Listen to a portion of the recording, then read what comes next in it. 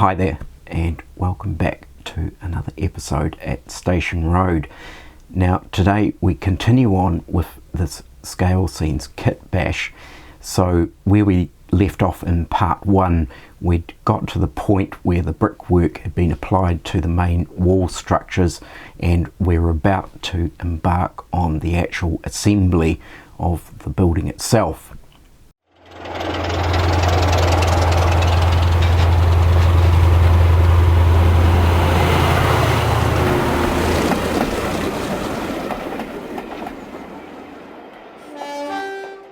So this is part two of the Scalescenes kit bash series, and today we start to get into the assembly of the building itself and get into some of the finer details as well towards the end. So this part is a little bit longer, but I didn't really sort of want to break it into a third part. I just sort of wanted to get it done and dusted. So I think without further ado, let's just get into it. At this stage now we can actually start to assemble some parts of the building. So as I mentioned, these two walls join here, and then this brick tab is going to wrap around the edge to sort of create that seamless corner. But there's a certain process that I need to follow here. Now what I use is my right angle jig that I just made up out of some bits of wood that sort of gives you a guide and support in order to get components of this building fixed at right angles. So the first part that we really need to attach, and we're just going to start with a base unit,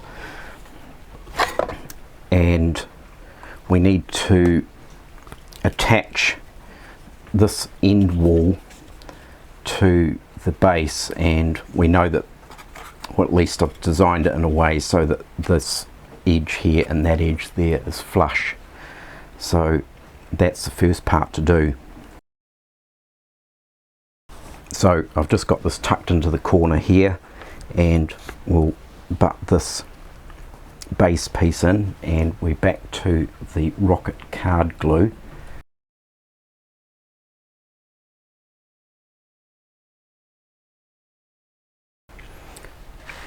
And I make sure that I actually kind of shift it out of the corner almost immediately once it's attached, because we don't actually end up gluing the building into my jig.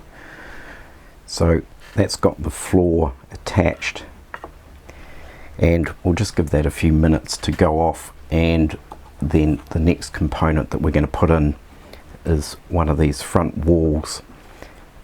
And once we've done that, then we can actually start putting in these other floors, which will go in here, and that is really basically going to strengthen the whole thing up before I do any manhandling of this bit of brick to wrap around the corner.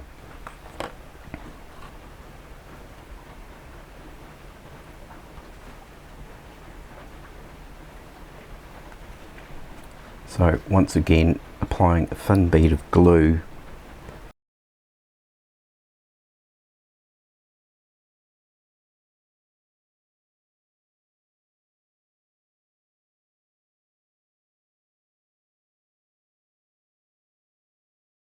So I use the base of the building here against the jig in order to sort of square up the base, and then it's a case of visually lining up here because I can't sort of square it off with this extra bit of brickwork poking out on the edge.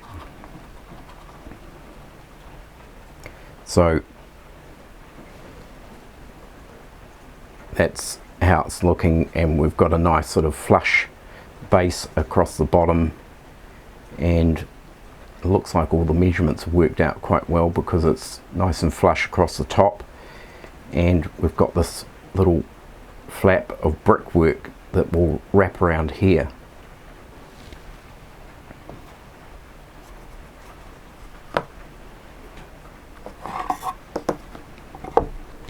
So now it's a case of putting in the floors. Now we've got 3 floors here, and then there's this roof base, and that actually protrudes out more than the rest of the building, so that's sort of going to be used later on.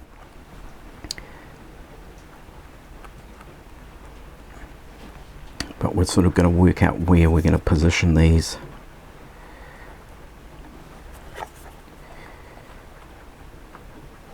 So they're going to be sort of positioned something like that, but what I'm actually going to do is mark out, draw some wee lines in here and get a wee right angle so I can, you know, make sure I get them nice and true and straight.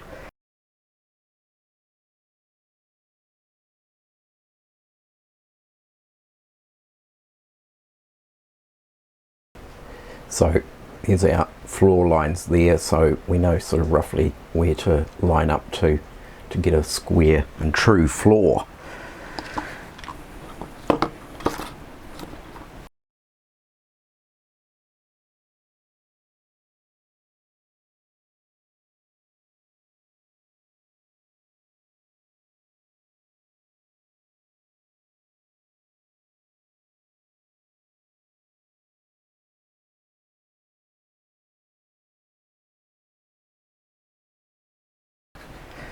So there's our floors in place, and we'll just let them harden off just a little bit, although this rocket glue is super quick at drying. And we're starting to see the shape of this building. So the next bit that I'm going to add is the corner section, and it sort of tucks in a little bit behind these side walls, and calculations, it's not exactly how it should be, but it's pretty close for the fitting. So we're just going to anchor that in there, and then we can actually put on the final wall on that side. So we'll do that now and see how it goes.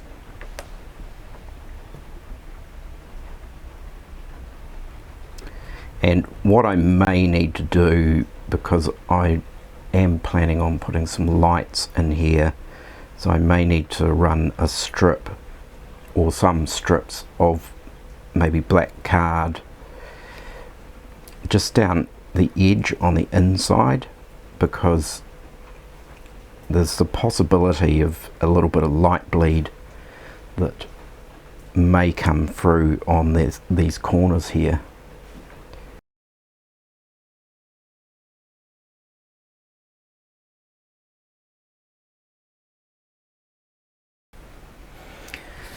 So that's the corner, and it's a reasonably okay fit. It's not the best, and I will actually have to put some strips of black card down these corners here through here to just avoid any light bleed when it comes time to install the lights.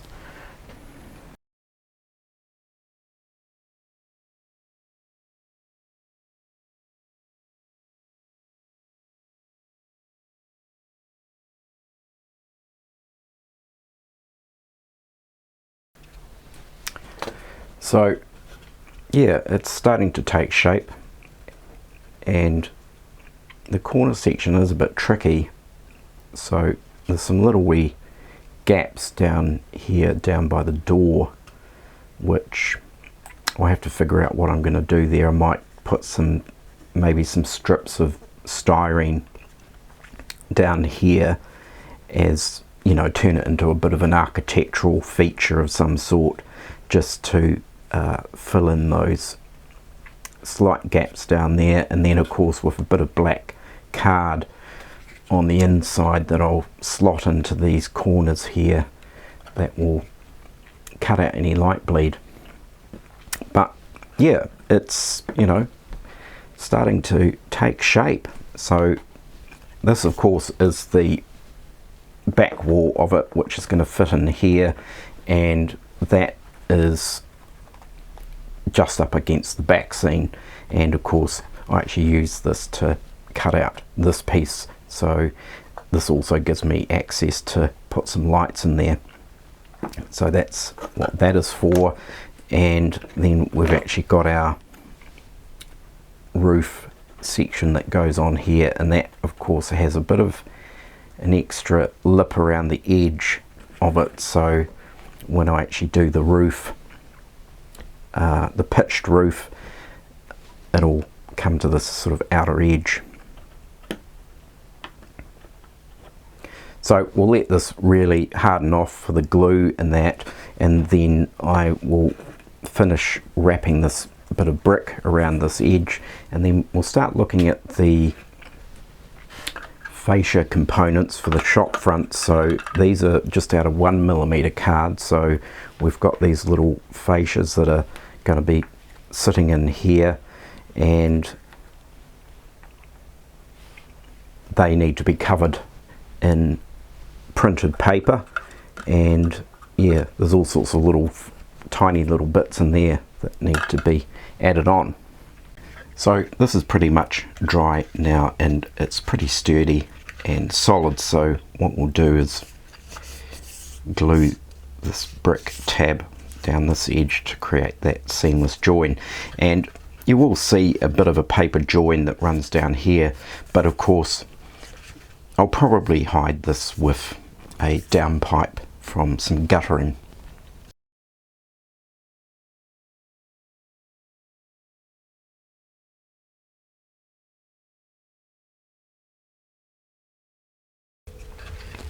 So now we've got that edge tidied up, and yeah, it's come out pretty well. So the next part that I'm going to get onto is finishing off these shop front fascias and the window surrounds, and I'm going to sort of break away from the usual instructions in Scalescenes and apply some of the printed paper around this, but then what I'm actually going to do is wrap it around both layers, so it'll actually incorporate the window in it as well. It's just so that I can actually remove that join where the plastic window sits in behind. So we've got our printed window frames here, so it's these two here, and then there's a series of smaller sort of window plinths and other bits and bobs here to add in.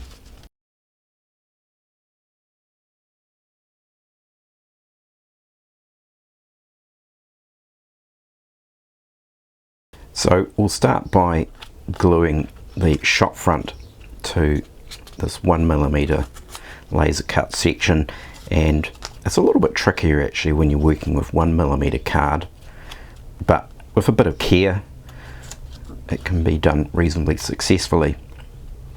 So I'm actually going to use a bit of PVA for these components because it's a little bit more precise than using a glue stick, and I don't want to use the card glue for gluing down paperwork, because if you get the position in the wrong place, then it's pretty much destroyed if you try and pull it back up again.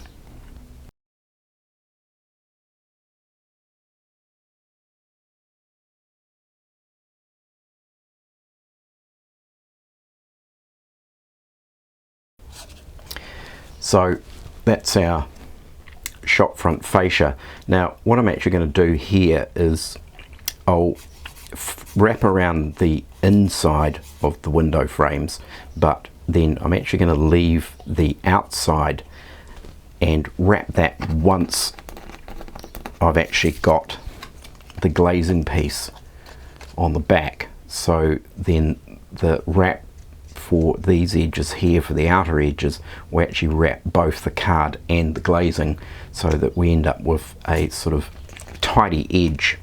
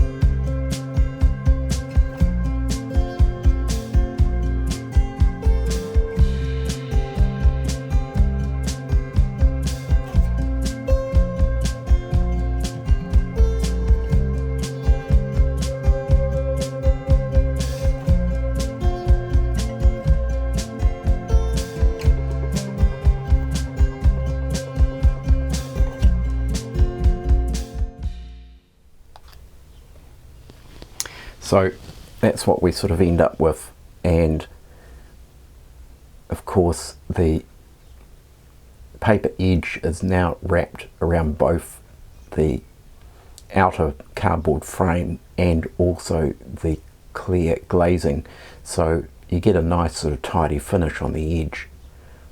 So I think that might differ a little bit from the Scalescenes instructions, I'm not quite sure. So I'll go ahead and do the other window fascia, and then we'll come back because there's some plimps and other signage bits to go top and bottom. So I've gone ahead and completed the fascias and also the small section of fascia here. So what I actually did is I actually assembled the entire fascia as it would normally be, and then basically cut it where it needed to be cut. So it's certainly starting to take shape and look reasonably good. So one thing I'm going to look at now is just these sort of joins between the edges of the door frame and the outer walls. It's just not quite a snug fit there. So what I'm actually going to do is I've just cut some tiny strips of paper which are from the same print material or print pattern as the door frame surround, and we're just going to slot these into here very carefully, and that should sort of tidy up that corner in there.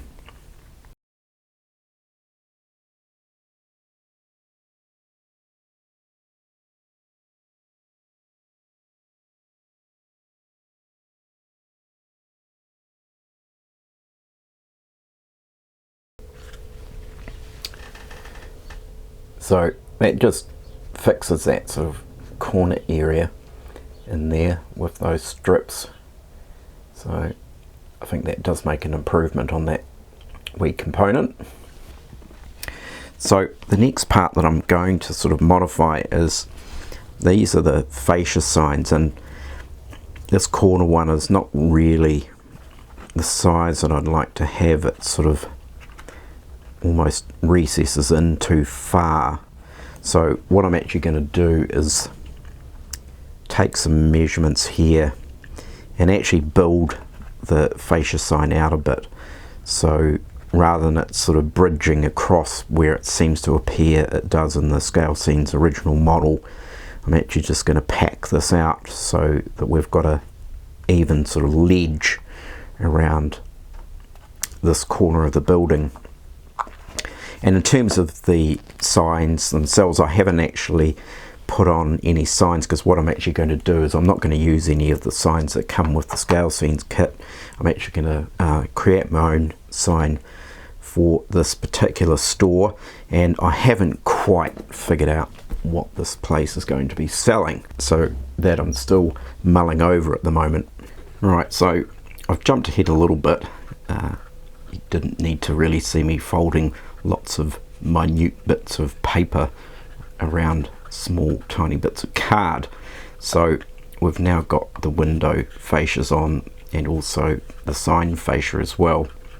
And as I mentioned, what I've done is had to customize this piece here and added in a bit of packing, so it's sort of not floating off the wall like it seems to possibly do in the original kit. So that's how it's looking now. So we'll pop in our window frames now, and these are 1mm laser cut pieces of card, and what I'll do is just pop them in as they are, leave them a la naturel, because the card has sort of got a kind of a concrete effect to it anyway, as if they might have been concrete sills, and we'll pop those in.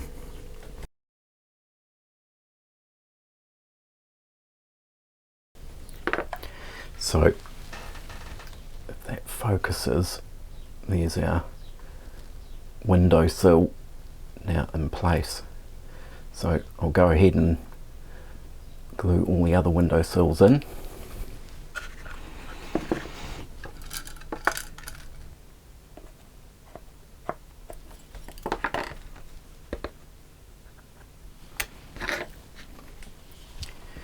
So clearly I can't count because I'm missing 2 window sills, and when I actually did the window frames I actually missed 2 of those as well.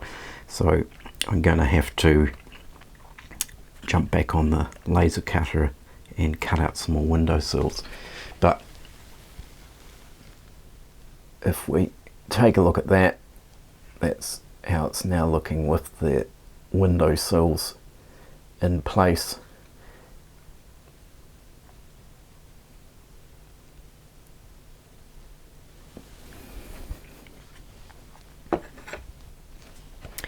So what I need to do next is, we've got our roof piece which I've now applied the guttering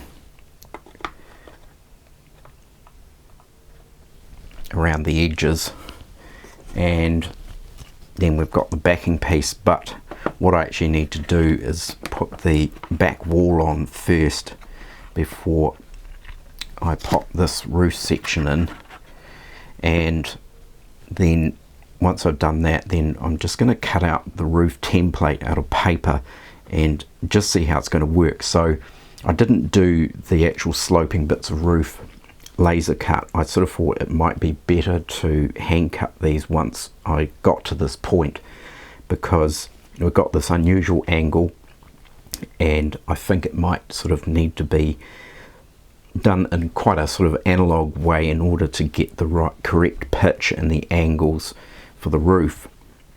So the first part is installing this back wall, but what I'm actually going to do first before I install that is I'm actually going to glue some wee LEDs actually onto the back wall and have the wires poking out through the slot in the back.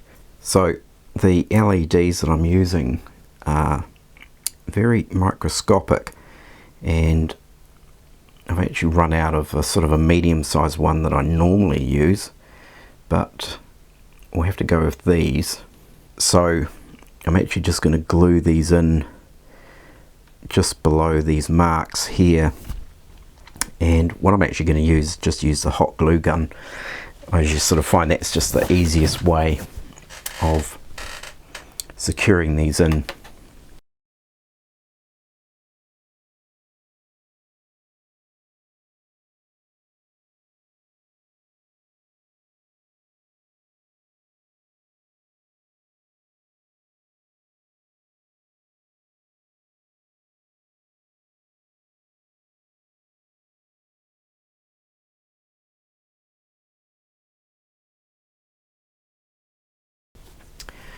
So that's our LEDs glued into place. Not the tidiest work, but it doesn't really matter. It's not really going to be seen. So we're just going to bring all these wires through to the other side, and I'll deal with the actual wiring up of this at a later stage, but I needed to get these lights in before I could anchor the back of this onto here. So we can now fix this on here, and we've got the wires poking out. Now I'm not actually fixing it to this bottom floor section because I actually need to elevate the back wall up just slightly. Otherwise I have a feeling I'll have issues when it comes to actually working out the ridge for the roof or the pitch.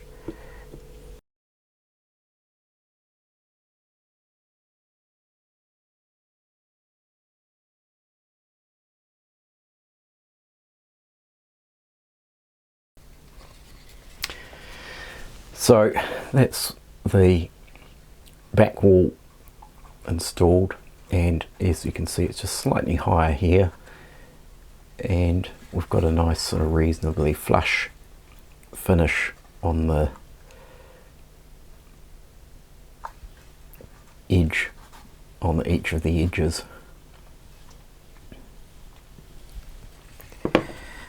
So with the wall now in place, I can now put on the base layer for the roof, and then we can actually start working out how the pitch of the roof's going to work.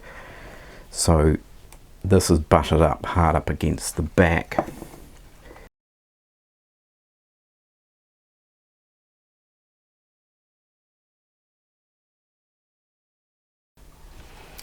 So that's the base of the roof installed.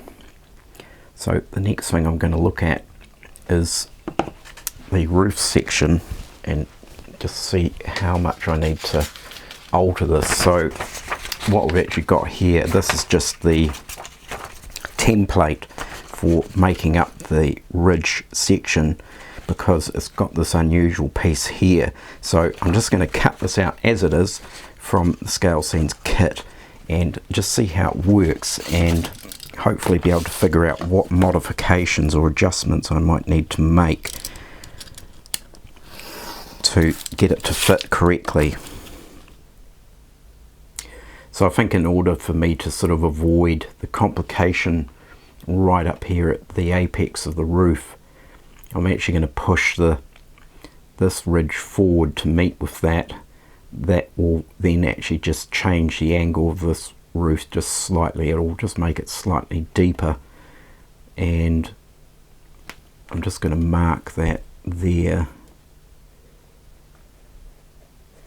So we want it to come in at that point, and all these lines that come up will actually converge at a slightly further out point across this ridge line.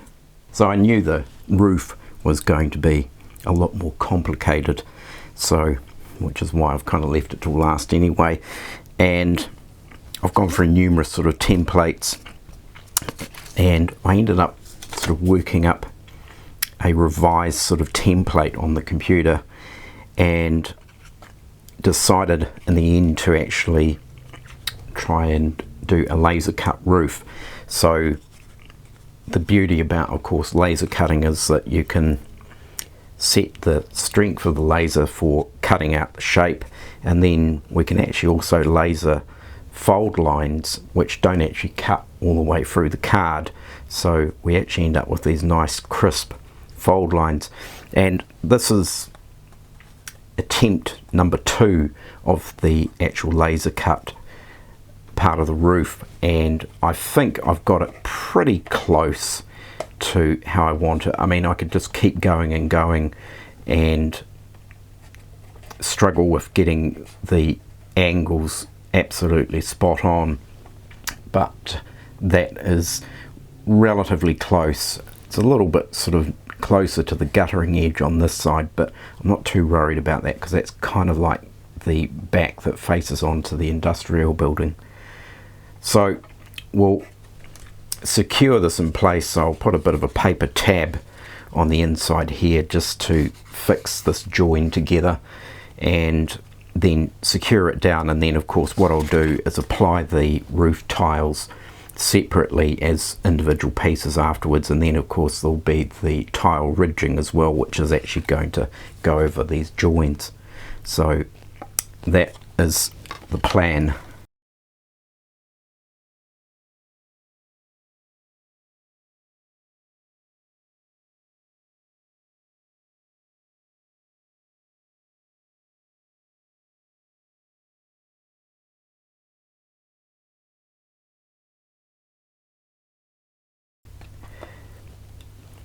So while I'm actually just holding this in place for now, I'm just running a line on the underside here against the back wall.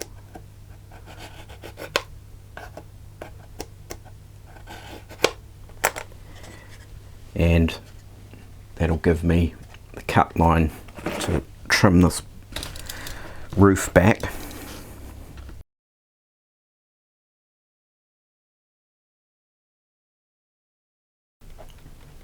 And there's our section of pitched roof, and it's pretty close. It's a little bit wonky on this side, but of course I can correct that to a certain degree with the tiles that will go horizontally around the roof.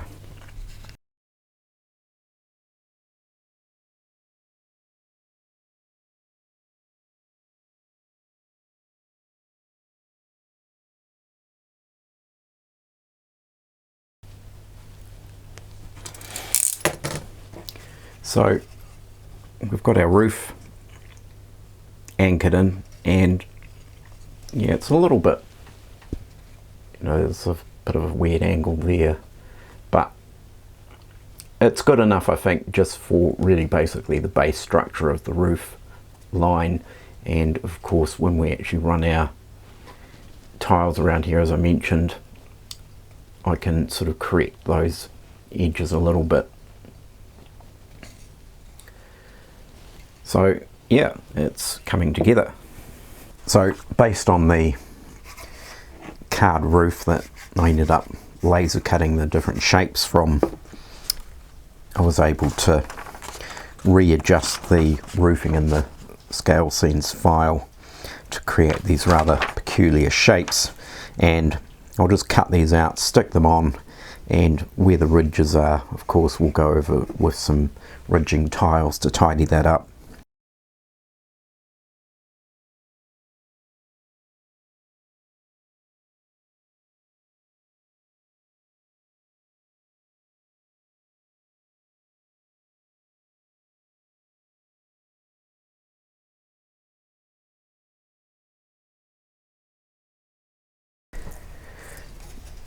So with this roof angle here, I've now sort of managed to sort of straighten out that bottom edge so it looks more in line.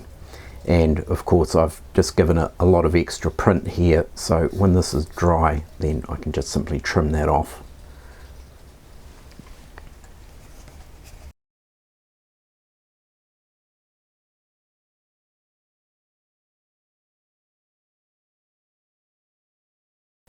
So we've now got all the roofing tiles in place, and I've also trimmed off the excess around the back, and it's looking pretty tidy now. So one of the other elements that I've also now added is some of the fascia signage, which I've designed up on the computer. And one of the curious aspects to the layout that I do is the shops are named after family members. So previously there was a shop called Annie's Interiors, which is on a Metcalf kit that I built some time ago, Annie being my stepdaughter, and this now sports Sarah M. Florist, which is of course my partner's name. So there's still more family members to go, but I will cover those when I get to them. So the next steps now is, as I mentioned earlier, I want to put a little bit of a capping over the top of the fascia signs just to sort of tidy that up. So I've cut out some small sections from some black card, and I think it's possibly 1 mil, it might even be less than 1 mil black card, and they're going to be applied to the top of the sign fascia. So as part of the florist's logo, I'm actually going to put in what you might think would be a 3D or wrought iron type sign that's actually going to poke out from the corner of the building. So I've laser cut these components out of 1 mil card, and unbelievably it's come out reasonably well and hasn't completely fallen to pieces. So the location of that 3D sign is going to go on this corner wall and stick out perpendicular to the wall, so it'll be interesting to see how that comes out. And then finally we have some interior components here now to cut out.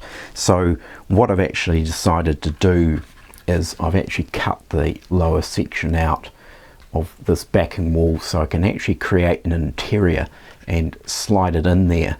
And being a florist obviously is going to require a little bit of detail, and obviously lots of sort of bright colours and so forth.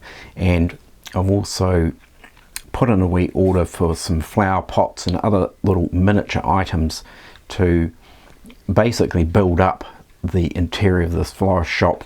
And then of course also there'll be some flower pots and other bits and bobs that will also actually sit outside the florist as well.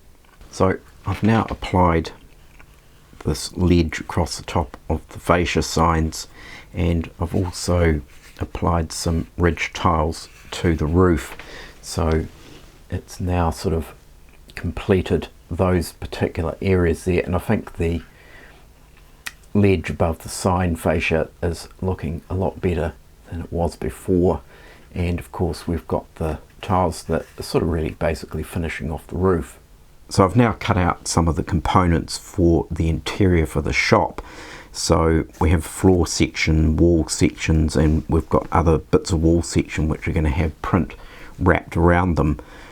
And we've got our wee counter, which is basically two small pieces of 5mm balsa wood glued together. So we'll get into assembling up the interior and see how it goes.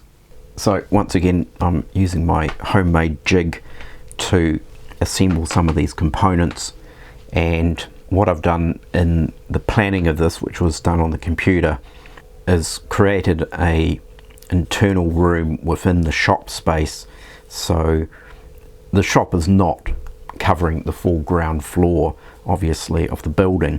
So it's this interior section that we're going to start on first, and we've got two sort of wall braces that I've made out and just glued to the card, and then trimmed the card afterwards. So we'll just sort of work away at assembling that section first.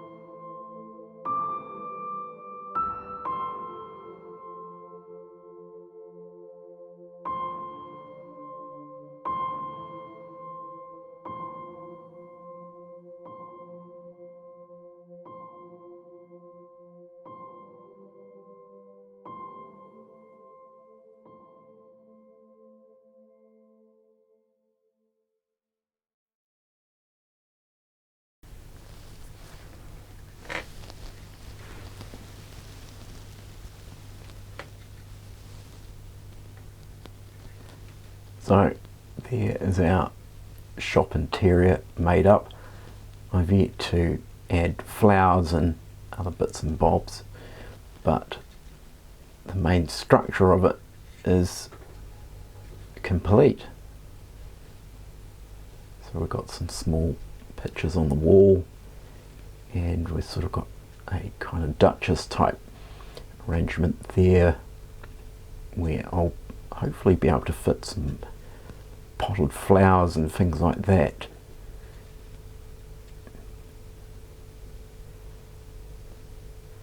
So if my calculations have been accurate enough, this should theoretically slide into place in here, and I'm not going to push it all the way in because otherwise I'm not going to get it back out again.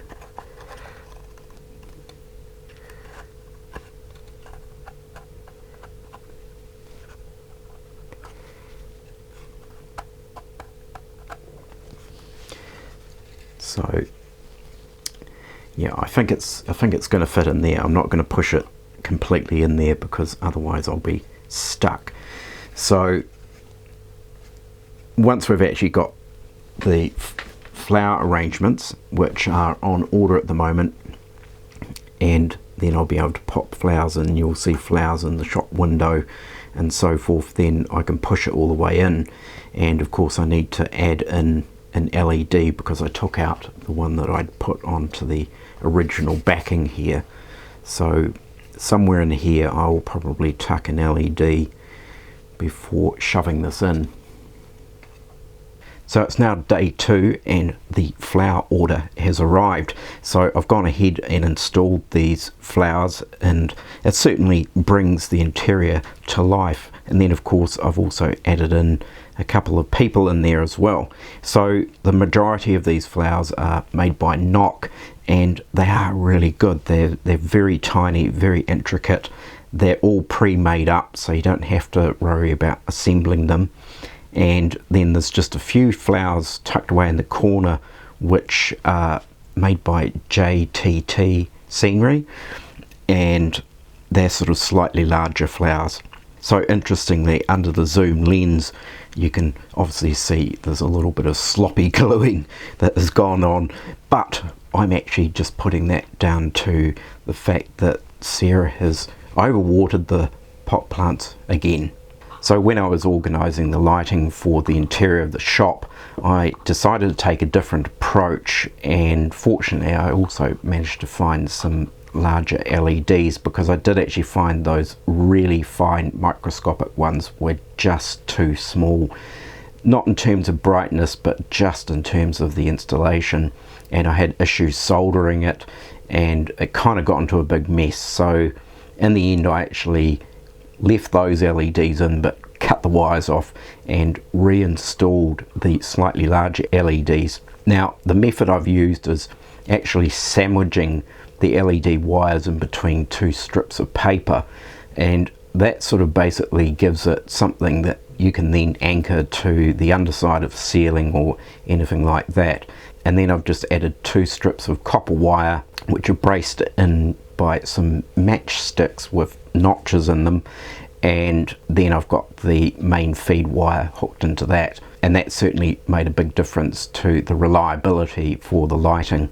So with the shop interior now complete, it's a case of sliding this in, and the previous test fit was a little bit tight, so I did actually trim a bit of card off this corner here just so that it slides in more smoothly, and now it just tucks in there, and that is the interior fitted. So I've also gone ahead and fixed this down to its base and also applied a bit of paving stone, and we've now got flower pots assembled all around the front of the shop. We've got a gentleman here who's obviously about to buy some flowers to take home to his wife, and now we've also got the 3D sign installed above the main entrance, and I think that's come out pretty well. It's quite interesting that the laser cutter was able to reproduce this when there are some very fine and intricate pieces in here. So I've just painted that in a Tamiya flat acrylic. So I can probably say that this is mostly complete now, this wee corner shop, and there are a few more things to do on it, just a little bit of touch up where some of the print has sort of worn a little bit from being overworked a little bit. But if we take a closer look now with the lighting switched on, and I've just hooked up a 9-volt battery for this purpose, you can see that it's quite effective really. What I've done is installed the LEDs right through to the front so that they're actually facing back as if they're lighting towards the back wall. So now looking at it on the layout, it certainly finishes off the street scene and fits in quite nicely there in that corner next to the industrial building. There is of course minor things to finish off in respect to that. Probably put a little wee fence in between the back of the shop and the industrial building, and then of course we've also got to look at the actual street itself and doing the tarmac and other bits and pieces. So I had some great feedback of course from part 1 and some fantastic ideas and suggestions, so I really appreciate that. And with all my videos it's absolutely fantastic, the comments and feedback that comes through from each of the videos. So thank you immensely for all your input.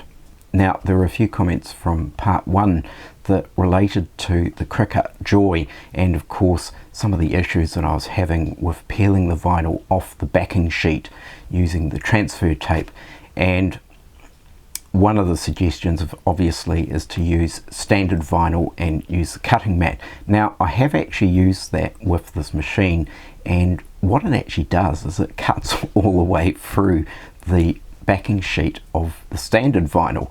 So I'm not sure whether it might be a fault with the machine, because I put it on the lightest setting but it literally goes all the way through that. So hence why I actually use the smart vinyl. And the only issue of course with the smart vinyl is I think the vinyl that is adhered to the backing on that, which is sort of like a PVC type backing, is really quite sticky, so the transfer tape doesn't really pull it up terribly well. So I mentioned in part 1 that there was a limit on the number of colours that the smart vinyl comes in for the Cricut Joy, and there's probably even less accessibility to colours here in New Zealand. For some reason it's really quite restricted, but there is a way around that, and I have actually done that with the door on here, which is actually a black door, and it's easy enough actually to spray paint the vinyl before you actually cut it. So essentially really you can have any colour you want. So if you really need to have a custom colour for window frames, then the process involves just giving the vinyl a light sand, then wiping that over with some IPA or something like that, and then spraying it with your enamel spray paint. So in the case with this door here, I actually just used a matte black spray paint, and it works really well because once it's dried and the paint is hardened, then you can pop it in the cutting machine and it will cut it out. So as I just mentioned, it's fantastic all the feedback that I get for all the videos and for the channel in general, and I apologise now for not being able to get to every single comment. I do try to get to them, and sometimes it can take a while before you might get a response, but keep those comments coming. It's really fantastic to particularly seeing what other people are offering in terms of ideas or suggestions. So yeah, it's absolutely brilliant. So thank you everyone once again. So I'll leave it there for now. This video's a little bit longer than part 1, but I certainly hope you've got some good ideas and inspiration from this wee kit bashed Scalescenes kit. So I'll sign off for now. Do take care everyone, look after yourselves, don't forget to like and subscribe, and also throw in your comments, and I will catch you next time. Bye for now.